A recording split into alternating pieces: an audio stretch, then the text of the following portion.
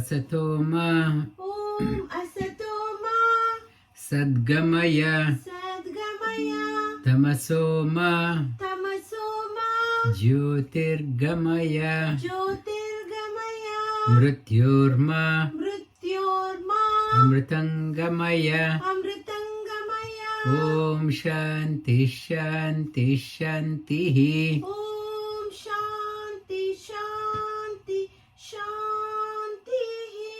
Namo Namaha. Good afternoon. Welcome to the question and answer session as well as the followed by our Upanishad class. Now, it's a ask me a question. That series we started, we get many doubts while going through the scriptures and how to align ourselves to the traditional scriptures. Many questions comes, a conflicting message when we try to read the scriptures. Many conflicting messages comes, and one line says this one and another line says that one. How to understand that one?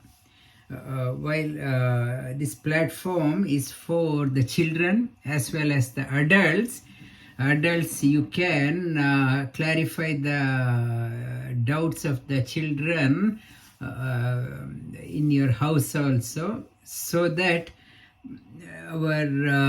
we are connected to our roots. We can't brush it aside saying that it's a blind belief. Earlier times when we are growing up, we used to say it's everything is cock and bull story. There is no basis, just belief. But it's a platform for you to discuss on those belief system you have, and without any conviction you have been believing. Your children may be asking the question which you are not able to answer. Now I will open the platform for you to ask the question. To begin with, who has the question? Nagendra, you said you have a question. What was the question? I wanted to know about the curse or the shapa, what we say. Yeah. So, how does, is it true? And also, if it is true, even in scriptures it has been written about it. And these days also, we have been hearing about those things. I want to know whether it is something which really happens, or is it your mentally you start thinking about that you did wrong. Yeah, our Nagendra has a question. Shapa or curse. People used to give curse. Is it effectual or it's just a myth? In English also, people say, I curse you. In English also they say, if something did not go right, I curse the government, I curse the other authorities.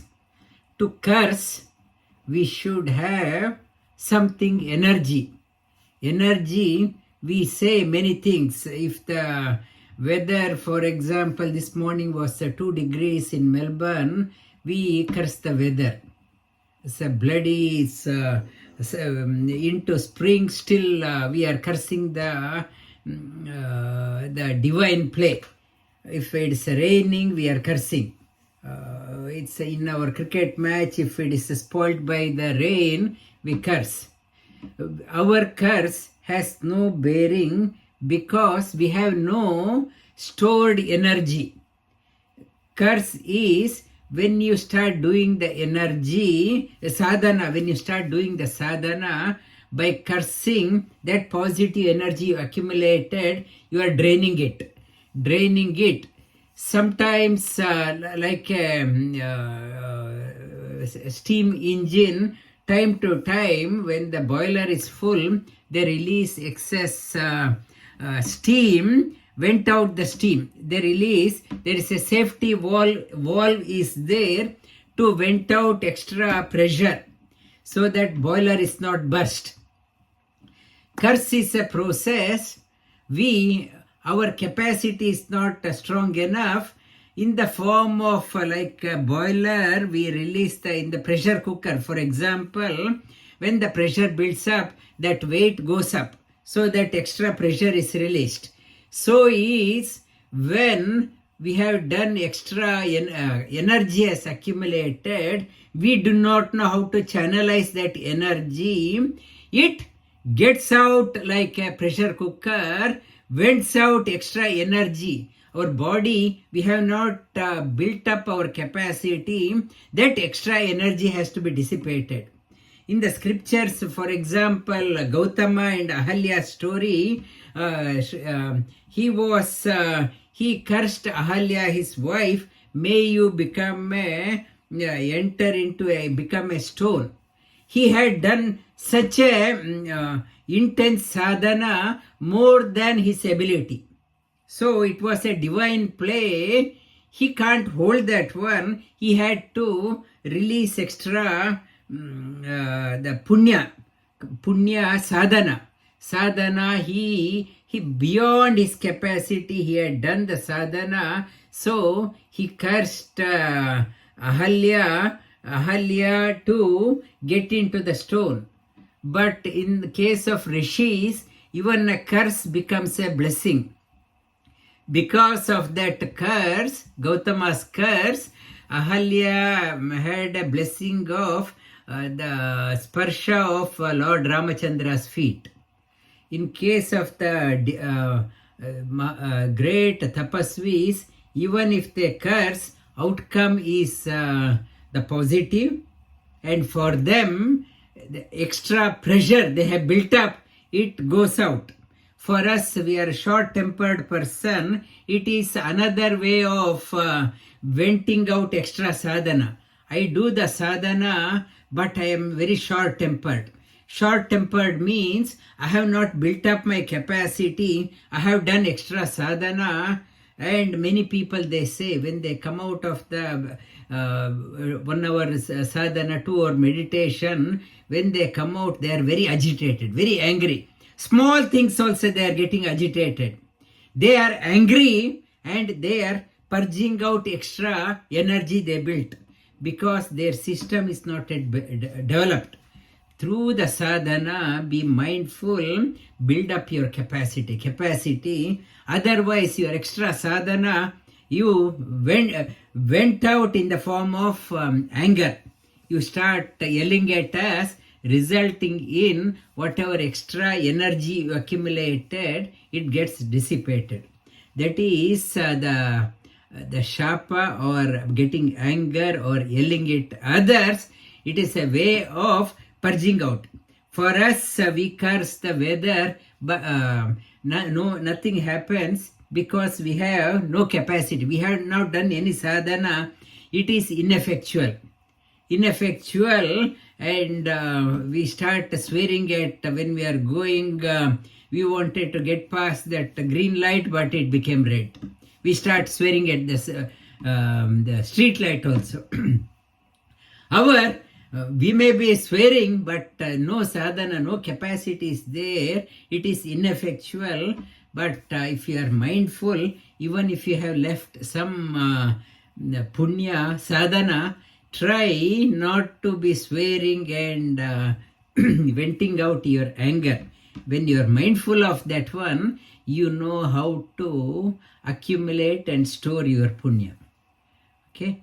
Now, who's that? Rita has put up her hand. Namaste, sir. So, I have a question, and this is more of validation, and as well as because sometimes I hear people confused between the two. So, what is the difference between religion and spirituality? The religion is the highway, spiritual is the highway for everyone. Spirituality is your the personal journey. Personal journey in the highway, I tell, my religion has so many followers. It is a highway for everyone. Some path for everyone, like a jatra. Like a jatra, it's a fair. Everyone is traveling. The highway doesn't lead you to the destination. At certain point, you should have a courage to take exit from the highway and pursue your own practice. For that you need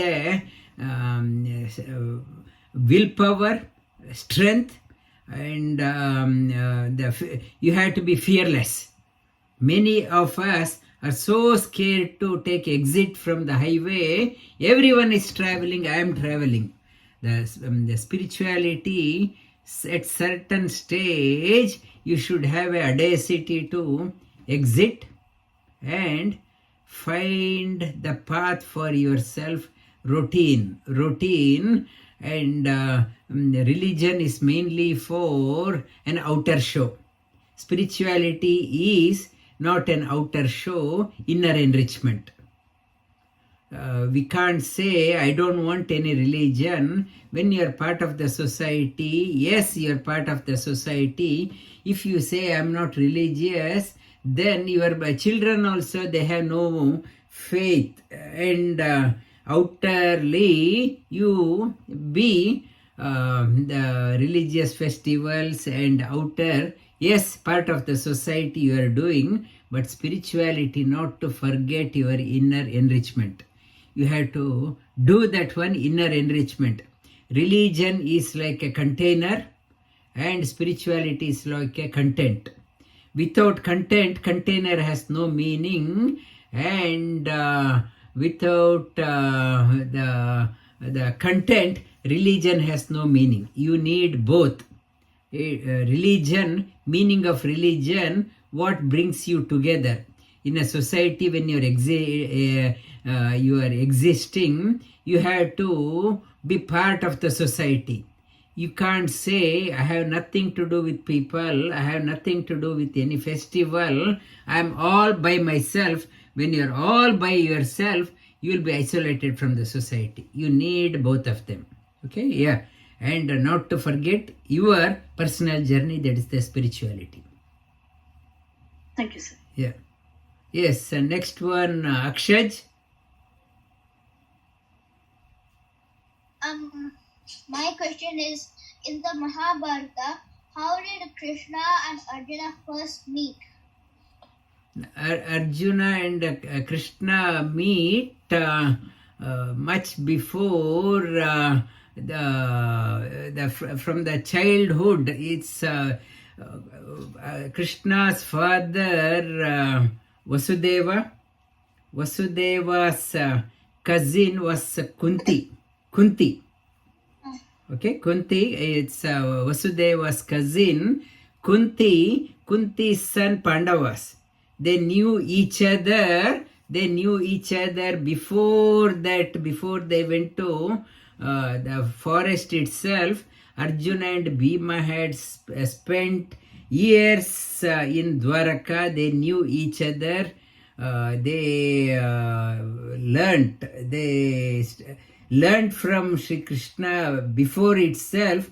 Before they were sent to the forest by Duryodhana, Varanavrata. Before that itself, they knew they had, because they were cousins. Okay. Thank you. Thank you. And Nisha, yeah. Namaste, Guruvale. My question was around confrontation. So, say there is difference in opinions in at any forum. How to handle, like, what is when do you decide what type of response to give, and what does the scripture talk about this, if there is any guidance or that Sri Krishna would tell us. Confrontation is a must, not to agree with everything. Always there is a difference of opinion. Agreeing for everything, that means you're not thinking. Without thinking, if you start agreeing for whatever the teacher says, that means that is not a right student. Student must be able to question. What is that? How it is? Arjuna, whatever Sri Krishna said, he did not stop. He did not just say, okay, whatever you are saying, I totally agree. He used to question, further question. For example, Sri Krishna asks Arjuna to meditate. Arjuna says, meditation, mind control, managing mind is like controlling the movement of air. It is impossible. It is very, he used to question not out of arrogance. It's a continuous learning, and in the office also that yes, you have to express your opinion. Otherwise it will be a autocratic dictatorship. You should be able to express, and you should be able to accept the opinion of others if it is valid. If it is not valid, like Sri Krishna in the Bhagavad Gita says, Arjuna, I have told these ones, now it is up to you to accept or reject. Yatechasi tata kuru. Sri Krishna did not say you must follow. I have told what is my opinion. Now it is up to you to make your own independent decision. You decide for yourself. I have explained this one. Use your mind, and what is relevant, you take it. And if you think it is not relevant to you, you can disregard. In our scriptures, our Shastra never say do or you will go to hell. It is in the other religion, it talks about say as I say, do as I say, otherwise you will rot in the hell. In our scripture never says that one. It gives the freedom to the seeker. Analyze, this is the reality. Contemplate, matana, you contemplate on this one, see what is appropriate for you and take an independent decision. Because we are all travelers. We are in search of our own path. So, when the knowledge is there, if you blindly believe, outside you may be believing, but inside you are sulking all the time. All the time it is saying that no reason for leading a life only sulking. Take an independent decision. Okay. Thank you. And Ashwini, yeah. So, you know how Krishna cursed Ashwatthama to be immortal? Is Ashwatthama still alive? And if he is, where is he right now? In Sri Krishna, the Ashwatthama was born Chiranjeevi. Every morning you should think of 7 Chiranjeevis. Ashwatthama Balirvyaso Hanumascha Vibhishanaha Kripascha Parishuramo Saptete Chirajeevinaha. Thinking of these 7 Chiranjeevis, your lifespan will go up. One is Ashwatthama, second is Bali Chakravarti, third is Vedavyasa, Balirvyaso, fourth is Hanuman, Hanumascha, fifth is Vibhishana, sixth is Kripacharya, and Kripascha Parashurama. Seventh is Bhagavan in the form of Parashurama is still there. Ashwatthama still the many things are you cannot see, they exist in the subtle form. In the next Dwapara Yuga, current Ashwatthama will become Vyasa. He will be the Vyasa, but he won't do the classification of Veda, but he will be the Vyasa in the next Dwapara. He is in the subtle form. If there is one nice book in Kannada, Ella Yogdage Aite, from Yogdage Aite, that in that book it is mentioned many yogis, they are in the forest also, they live like enter into the stone or get into the tree, or they become like a plant in the forest, and they want to be in meditation. They don't want to be seen. In that book, it's a very fascinating book. If you happen to go to Bangalore, that you can get that one. Ella Yogdag Aiti. A fantastic book. In that, I think Krishna Shastri, I think he has composed about his Guruji. Thank you. And Sir, yes, sir, I sir. think question was, I don't know why his question was, where is he now? I think. Then in the settled form is there. That's what I said. Yeah. And Yeah, I think he would have asked it out of watching the Kalki movie that released recently. So, yeah. okay. I have a question unless anyone else has. Sir, in Ramayana, Vali Sugriva characters were there, and in Mahabharata, Arjuna Karna, Vali was reborn as, Vali is a negative character in Ramayana. He was born as, I don't know, Karna. Okay, finish your question. Yes. Sir, I'm trying to reframe my question itself. Something in negative is born as positive, and to recap, our Prashant Bhai is asking, Vali was negative, and how negative can become a positive. And in Vali, many characters in Ramayana and Mahabharata gets repeated.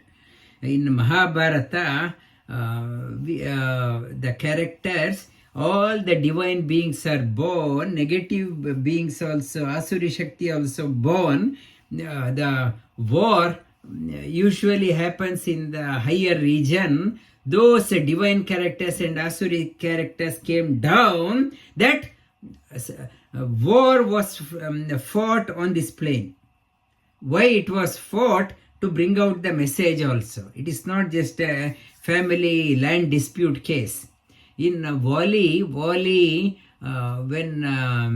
Vali had a blessing of, in the last minute, he had, Lord Ramachandra had kept his head on his lap. And Ramachandra said, if you want, I can give you life back. Then Vali said, please don't. Who will get the opportunity to die on Lord's lap? And Lord, besides, I don't want, in the last minute, only thinking of Lord, he left. The Vali was Indravatara. Next life, he became Arjuna. Because of that one. Sugriva was close to Ramachandra in Ramayana, but he was thinking, because of me, Ramachandra could able to win. Because of that, next life, he, Suryavatara, he moved away from Sri Krishna. Thinking because of that, Karna moved away earlier in the previous one. He was very close to Sugriva was very close to Ramachandra next life, thinking that because of me, Lord Ramachandra could able to complete, he won the war, and resulting he was transferred to a different department as a Karna. Okay, was that the question? Yes, exactly. What part of his actions made him to be reborn as Karna? I told you, is it that he was egoistic? Yeah. Okay, but at the end, the arrow that goes into Krishna's feet is again from Vali only, isn't it? Which Krishna's feet? Sir, Krishna's feet, when he was disappearing at the end of his life, the arrow goes into his feet. Yeah. Isn't it? That's the story that we know. but No, we- that to complete that one, Bhrigu went out to find out who was superior amongst Shiva, Brahma, and Vishnu. So he went to Kailas. Shiva was with Parvati, did not pay any attention. And when the Bhrigu went, and Shiva did not care, and when Bhrigu questioned, aren't you, don't you have any decency? Shiva got very wild.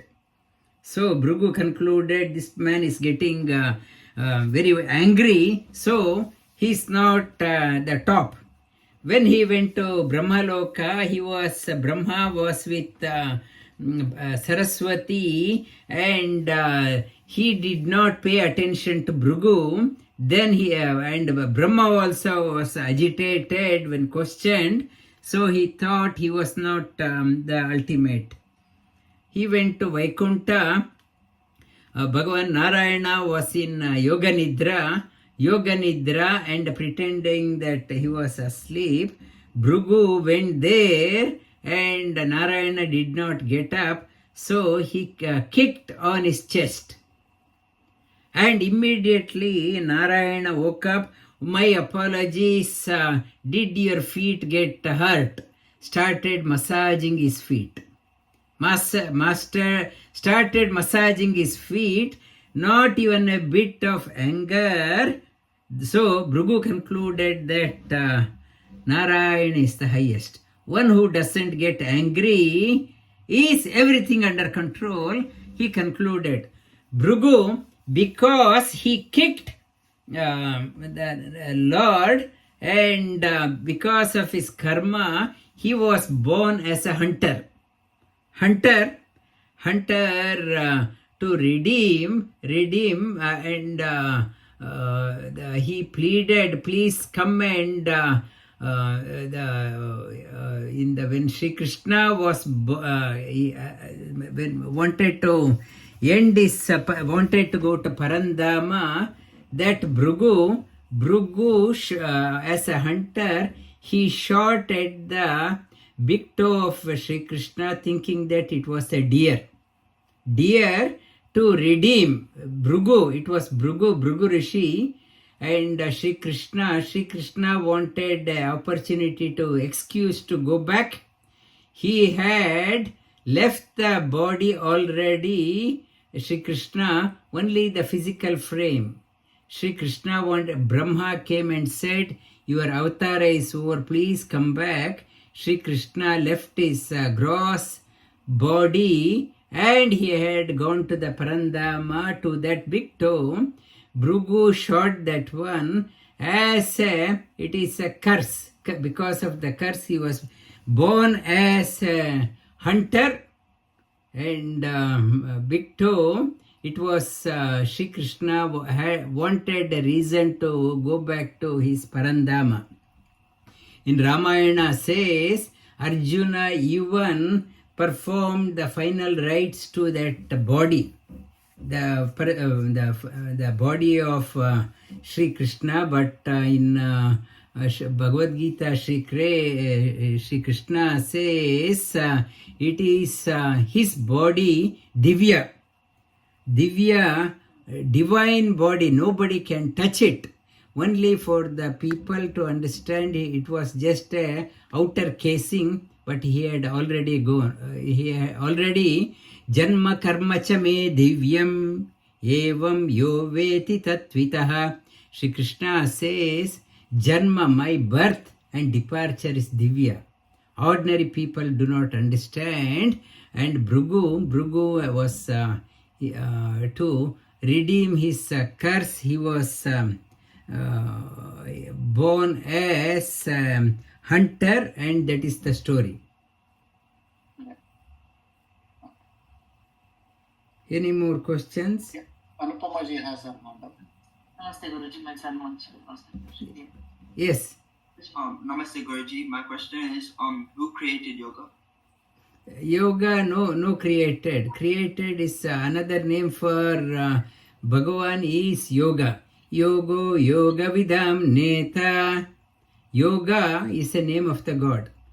Yoga means balance. He is always in balance. Whatever he is perfect, whatever he creates is perfect.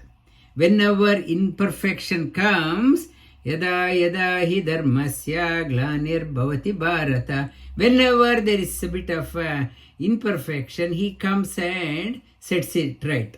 So yoga means not in the context of what you're thinking, Iyengar yoga, hot yoga, it is not yoga. Meaning of yoga is divine, it's a God like a balance.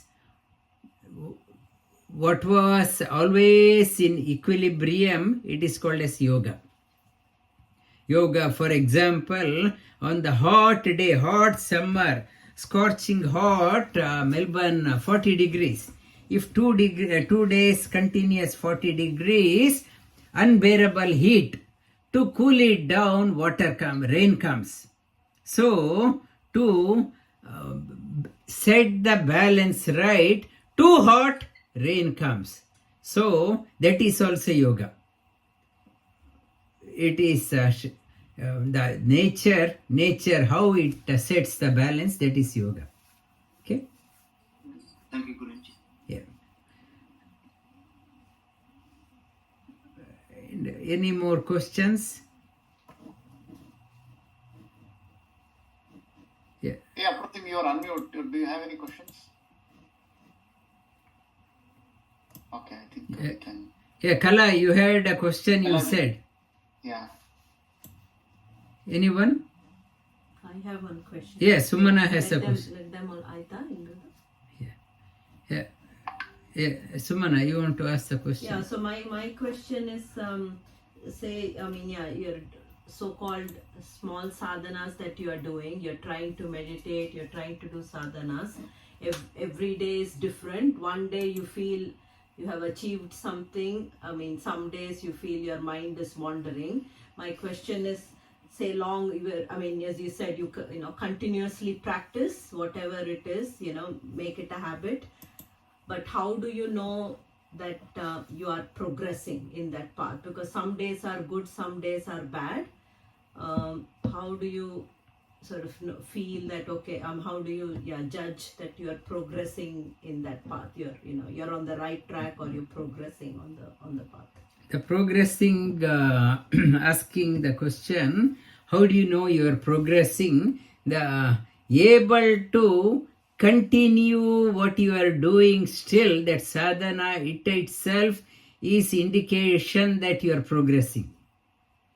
Otherwise, you would have dropped off. So many distractions comes in our life. Somebody I met today, he was saying that I used to come to yoga and something else came in my life and I changed. I dropped off.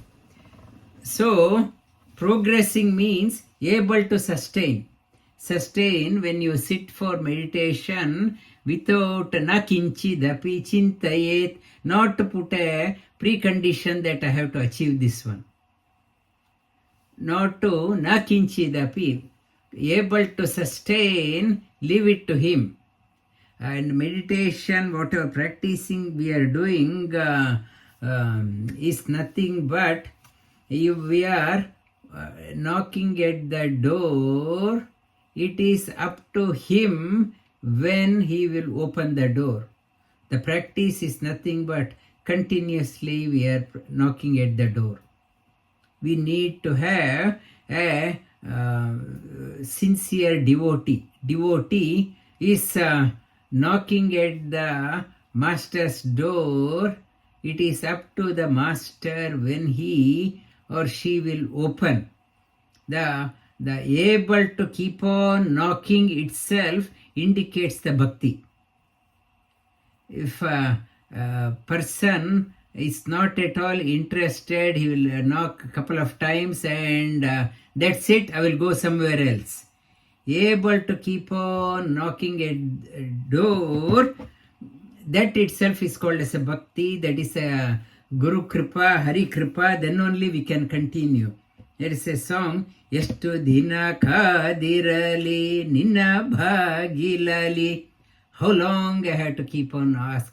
The devotee is praying. So able to sit and knock at the door. That itself is a sadhana. Otherwise, I will drop off and start knocking at another door. Not that one. Keep on doing that one. Yeah. Now, who is that? Kala? Namaste Guruji, Arjun here. Yes. Last time you mentioned there will be four births for the soul. One is once the soul enters to the female body. Yes. And second one is once the baby come outside. And the third one is once the person met a Guruji who can convert anyone into the Sattva Guna, whatever is the Guna. Not Sattva Guna. Yes. Able to, from animalistic body to the human body. Human, okay. Yeah, second birth. That's the second birth. And the last one is the natural one. Yeah. My question is, not everyone will come to that the second birth where they can go there, they can meet some Guruji or a master, that jnana, knowledge for humans. Aitareya says the purpose of that one, from just a survival mode, get up and eat, something beyond that one, wanting to know. That thirst, when it comes, that is the third birth. Otherwise, only born, and many people, children, they are born and die within a month. So many processes are not there. That is the process, complete process. As a human, you should become a dvija. Dvi means two. Ja means janana. Second birth. That is the second birth. Second birth. Dvi means second. Ja means janana. That is my second life. Second life, earlier I was born as a animal, no goal, no purpose in life, and everyone is doing, I am also doing. Now, Dvija means you realize the purpose. I have to do something. Acquire knowledge. That is the third, and So you mean to say everyone will come to the Dvija stage? No, not everyone. That also divine grace is required. Otherwise, they will go into from the come to the earth and disappear. Go into the last stage directly. Dvija, not everyone. Unless there is a divine grace is there, that is not. We ourselves have seen people are not interested. People are not interested. Even at the age of 80, interested in share market, no purpose. Yeah. Thank you, Guruji. Thank you. Kala had a question of about her sister Bhagya's son or daughter. Yeah. Yeah, namaste, sir. Actually, I couldn't talk to him because they are on holidays. I couldn't talk to them. Okay. But I got one question, sir. But I don't know. It's not related to Bhagavad Gita or yoga. Recently, I don't know how relevant is this for me to ask. Recently, I met someone, but 2-3 times I met them, but I was not known about them fully. What happened was just hi, hello, like that only. We used to be there. She was so nice, and then she asked me, how are you? How are your kids? And I felt like asking her the same. I came to know that they don't have kids. I felt so sorry. And just to make her happy, I said, oh, life is beautiful. Just enjoy. If kids are there, really, we can't enjoy. Just I told her like that. And then, but inside, I was feeling so sad, Guruji. My question is, in this case, when God is making a balance sheet of my life, where this situation is going to be, will it be credit or debit? No, you asked for a good reason, and in scriptures they talk about children means not only the physical children. For example, if you go to a monk and ask that monk, how are your children? Never married, for the monk, the students are his children. Okay, that children, how you see. For an elderly person, never married, for that person, everyone is his children. And need not be a physical child may not listen to your words. Maybe that your physical child may be a liability for you.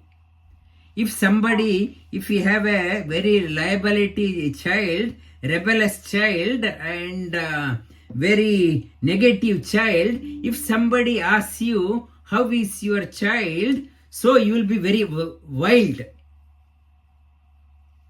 It's I don't like my child. He is provoking me again, asking me how is the child. So it is not the how you react. That depends, not the person who has asked. That person would have asked without knowing how is your child. For that person, child is a nightmare. If this person is asking, that person starts very agitated. So whether you ask that person a question, whether that person was upset or happy depends on that person. Result is not for you. You did not ask intentionally. Whether that person was upset, it was that person's mind. That person must learn to manage the mind, emotions, not you. You did not ask to make fun or it's a ridicule that person. That is look after your mind. Nobody is responsible for your happiness or sad. Color cannot make that person happy or sad. If only that person can make that person happy or sad. Okay? Yeah. It is not Thank you, sir. Thank you, yeah. sir. Thank you, sir. And then recently, in this Pitru Paksha, usually in our side we will be doing Kriya Puja. At that time, this my sister's son, he's 7-year-old boy, sir. He loves grandparents and all. He was asking mom that, mom, for at this time we can go to grave. It looks like he saw somewhere, or he read the book somewhere, or he heard from somewhere. I don't know.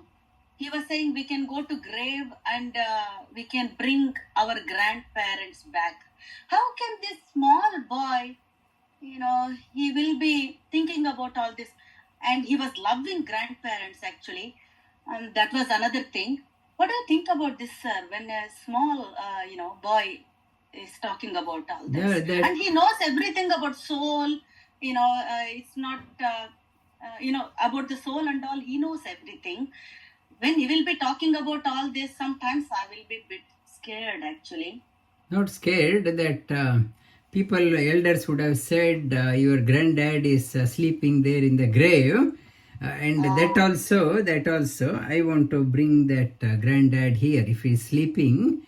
And sometimes that soul, when a person dies, if that person is born again, Aniruddha Sharira, I talked about, it goes in the air, stays there for a while and comes back.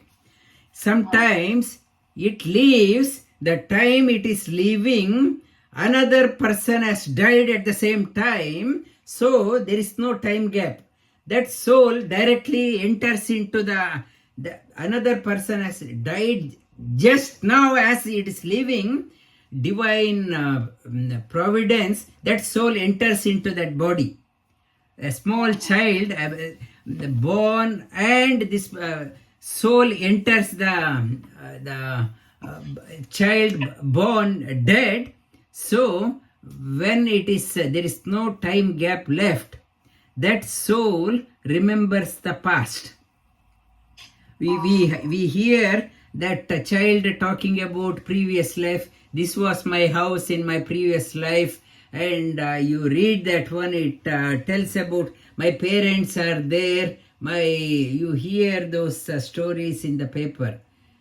When there is the moment it leaves, if the small baby about to die, this enters in the, so it remembers my past life. There is no if you stay longer, your past memories goes into hibernation, into the pack. Now when it's born directly, it remembers the past. Thank you, sir. Thank you so much. Thank you. Yeah, next one, who is that? Apratim?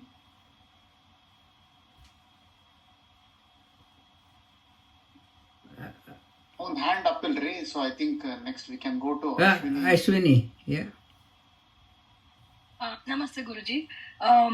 Recently, one of our good friend, he passed away in an accident, and that too it was not a big accident, just a cycle to another cycle. It was an electric cycle, and instantly it seems that he was not responsive. It could have been instantaneous, or it could have happened later. So he was kept under life support for 4-5 days, and then the family had to decide to take it out. So my question is, he was doing yoga. He was into Isha yoga. He was doing lot of programs, and he was doing regular practice. So what would have happened? We don't even know when he died. So what would have happened at the time? Didn't his spirituality and sadhana protect him, or is it protect him afterwards? Like that is really confusing for us. What is your thoughts on that? It's we are born with the prarabdha karma. Soul picks up a suitcase of prarabdha karma. The prarabdha karma is finished. This vehicle is no longer of use. To bring out another set of prarabdha karma, I need different set of equipment, different set of environment, different set of prakriti. Whatever he had, prarabdha karma, it finished. So this body was useless. It has to be from the soul point of it is body is useless. It is not possible to continue my I have gone on a holiday with a set of X amount of money. When the money is finished, this I have to return. I can't enjoy. So that person had come with the prarabdha karma. Karma is over. From the soul point, it's not a grief. It is enjoyable. My one trip is over, another trip. When Swamiji was, he came to our place, and he was in late 80s. He said, now my prarabdha karma is getting finished. I will pick up another the ticket, and I will come back. A ticket means another set of prarabdha karma, and I will come back. For the soul, doesn't matter. I will just go, I will pick up another suitcase and come back. Okay, from your point of view, you are worried because of your friend, because of that friend's husband, whatever. Matra sparshasta kaunteya shitoshna sukha dukkada. We, because of our attachment. But from the soul point of view, it is not at all. It is, I finished, I want to pick up another one. Okay, that one. Thank you, sir. Yeah. And who is that? Nanda? Yeah. Namaskara, Gurugule. My question is, I think I have asked you before, I'm not sure. Where I work, my students, I do teach them to say please and thank you and help during their lunchtime, because some students will like food. They know how to ask, but they don't ask. So I won't give the food until they ask help. So is it because their soul is not matured. Means, but sometimes they do act like they don't want to say. So do I get cursed from them, or I always pray like, no, please don't curse. I want to teach you that you need to learn the manners. So how this works, Guruvale? No, you are in a special school. They may not know when to ask and how to ask. Mind is not developed based on get the feedback from their parents. What is their lunchtime, how often, whatever input they give, you follow their parents. Some children may not, mind is not developed enough to ask. So get the feedback from their parents, what should be the time, and accordingly, and if they do not ask, give a small portion. If they finish, then you can give more. Get the feedback, yeah. Correct, Guruvale. That's what I do, but sometimes they will ask. If they want something to play, they will ask. They will ask my name too, like, Nanda, can I have this? But sometimes they're so stubborn, they don't want to ask. So I will push my limit. So, but parents are okay. Okay, thank you, Guruvale. Thank you. And any more comments? My son wants to ask one question. Yes. Namaste, Guruji. Compared to other exercises, what makes yoga more special? Compared to? Other exercises, what makes yoga more special? Other exercise is a time bound. You're playing cricket, you will retire at the age of 30, 35. Soccer, you retire at certain age. Gymnastics, you retire at certain age. Any sport, there is a retirement. Yoga, no retirement. 60 years, 70 years, 80 years, 90 years. There is no retirement. So, its application is life through. That is the one example. And whether you are sick or healthy, young, anyone can practice. And any place for doing the soccer, I have to have a soccer ground. I have to go. Yoga, wherever you are in a small room also you can practice. Wherever small room confinement, or if you are going in an aeroplane, while sitting in the aeroplane seat, you can do practice. So, any place, universal application, adaptability is there, any place you can do. Okay? Thank you, Guru. Any more questions? Sir, I have a question here. In continuing the Sumanaji's question about how do we assess our own progress, sir, when we look at our own practice, we practice based on a specific goal. That's how, that was one of the starting point when we started this training session.